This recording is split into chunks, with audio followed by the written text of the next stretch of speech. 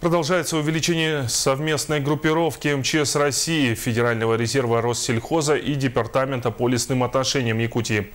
Основной задачей группировки является защита от лесных пожаров территории республики. На сегодняшний день зарегистрирован один природный пожар в 5-километровой зоне от поселка Арыктах Кобяйского района. Благодаря совместным действиям пожарных установлен угроз населенному пункту нет. В остальных районах республики проведены необходимые защитные мероприятия. В настоящее время на территории Якутии работает 255 десантников, парашютистов Федерального резерва Россельхоза.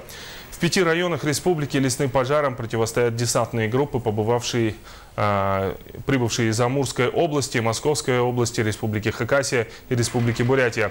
В ближайшее время ожидается прибытие из города Якутска еще 2 групп общей численностью 125 человек из Красноярского края и Хабаровского края.